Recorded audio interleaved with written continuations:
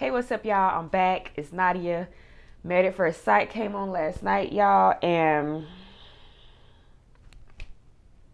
this whole season is just a dud. It's a real doozy. So let's just get right into it. So first, let's just talk about Chris and Paige. So what is wrong with him? Like he was just so cold, so like it's like he didn't sign up for the show, like somebody else made him sign up for the show. Like that's how he was acting when he was talking to Pastor Cal, and Pastor Cal was sitting there like flabbergasted. He's sitting there like, I can't believe this nigga sitting up here now put this girl through all this stuff, and then you're not sorry. You don't think you owe her an apology. You just up. It happened. Oh well. Like, what is wrong with him? So he basically was like, you know what? I don't really care. I did what I did. I said what I said. Who gonna check me on it? Can't nobody check me on it. That's Chris' whole energy. And it's very hard to watch. And he would smirk with it and just like, you really on here playing games. Like, you are trash. And I don't like to call people names, but that is trash behavior.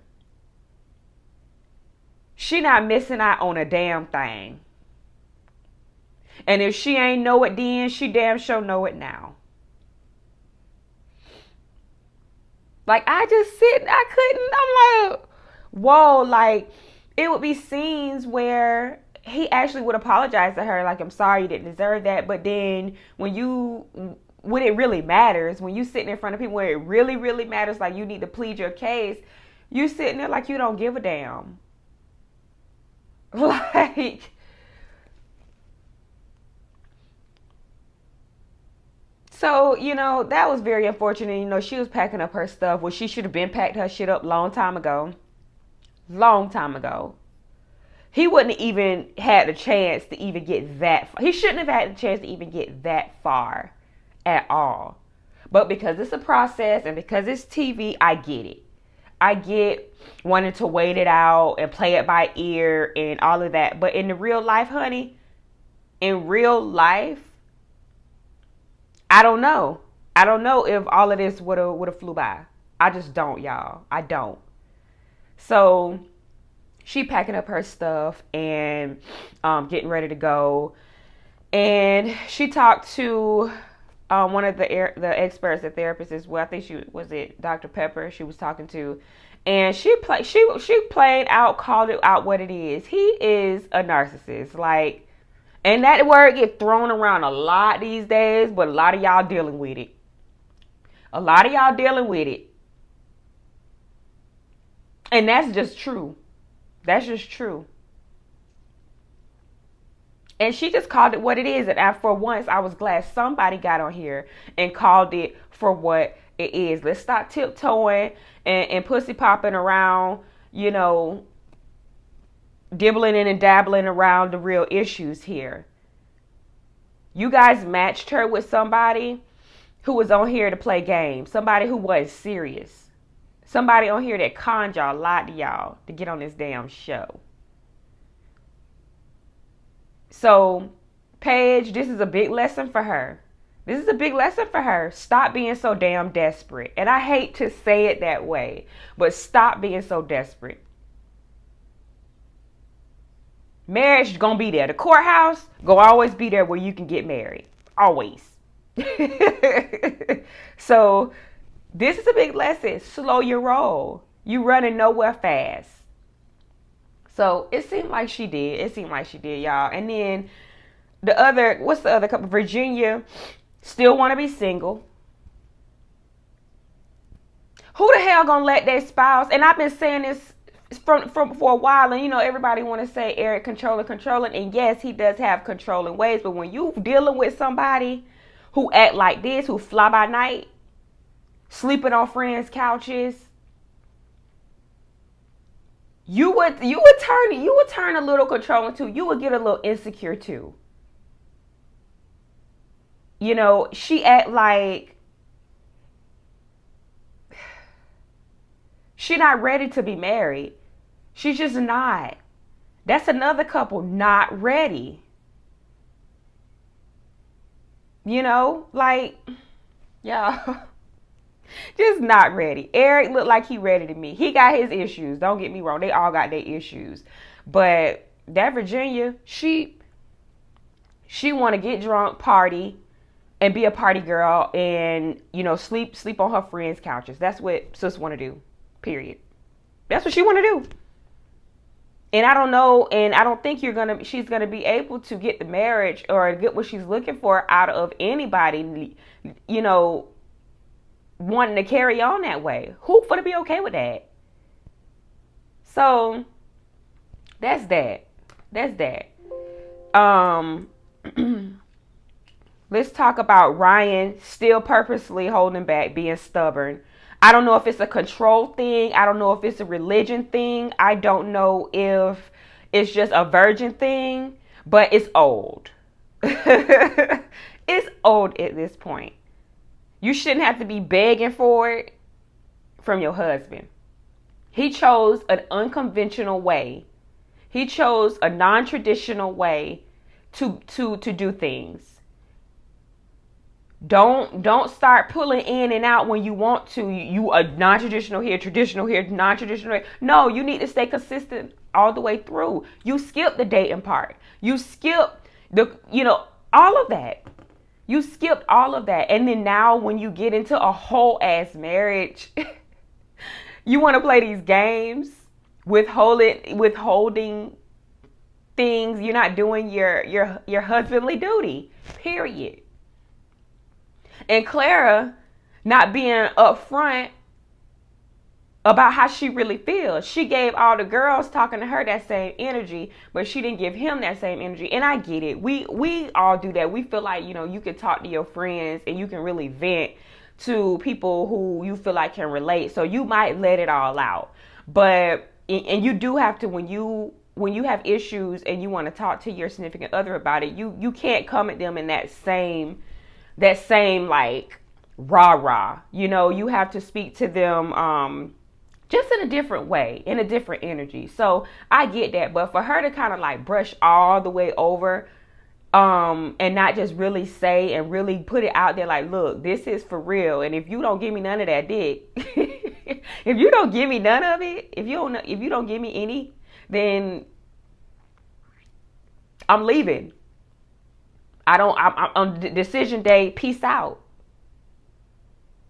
So she need to let that be. She still has yet to do it, and she just not being 100 about how she feel to him. So that's that with them. And I don't feel like Ryan really ready to be married. I feel like he's in love with the idea of being married. He going through the motions, lying to everybody, telling everybody everything perfect. They communicating well, they this, they that. All the while, your wife at home got to sleep with a pillow in between her legs and taking long showers. Make that make sense. So Paige not the only one who's just fallen in love with the idea of marriage. He has to. He's the same way, just in a different form. It's wrapped up and packaged up in a different thing. Okay. And then let's talk about Haley and Jacob. It ain't much to say with that. Same old.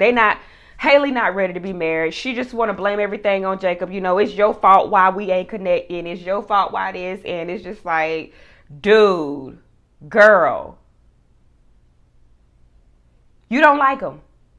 You just don't like who you connected with. You in the same boat as Chris.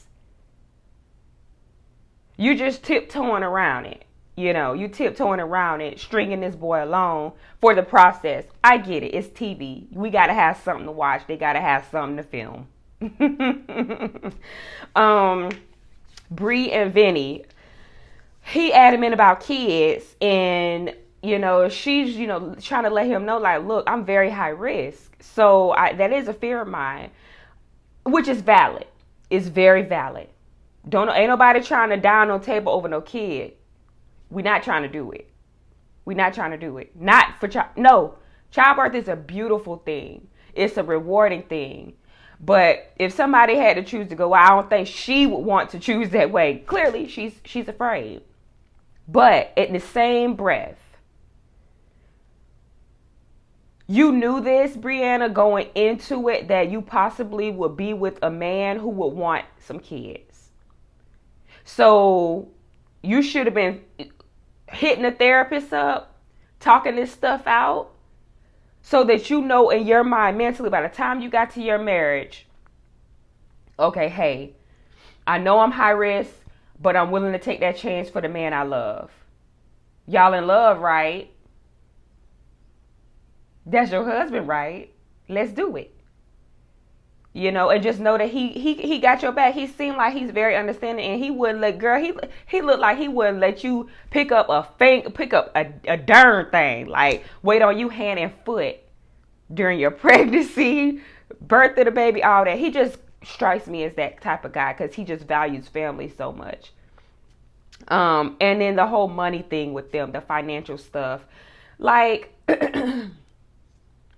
That's a very realistic conversations that a lot of couples need to have. People don't realize that finances are people want to talk about cheating and why people break up and get divorced, but that's not the top reason why. A good portion of why people get divorced and they break up are because of finances. We can't agree on who's spending what and how you doing it, and situations like that. So the fact that they're having this conversation in this way is very important. I feel like they both have valid points. So they can compromise. And she's like, you know what? Instead of going, and sitting down at a dinner table and spending $200, let's spend $50, $60 somewhere. You get what I'm saying? Or let's go hiking. So she did. She pointed it out there. I think she's willing to compromise. But what I didn't like was for everything that was thrown out there, every issue that was thrown out there, he kept throwing on her. He kept throwing at her, what's your compromise? No, you tell me what your compromise is. You the one got a problem with it. What could I do? Because if I make up the rules, if I say, hey, this is how we gonna do it, you gonna be mad. You gonna be right? Because you already don't agree with my way. So since you have the opposing opinion, you tell me what you feel like I should do to compromise to meet you in the middle. Y'all get what I'm saying? Like, that really irked me last night. I was kind of in and out because I had my mom over visiting last night. So, I usually post at night, but or the night of, but I couldn't because I had company. But these the most raggediest batch of couples I done seen on Married at First Sight. Ain't nobody really ready. Everybody they lied on their application. They lied.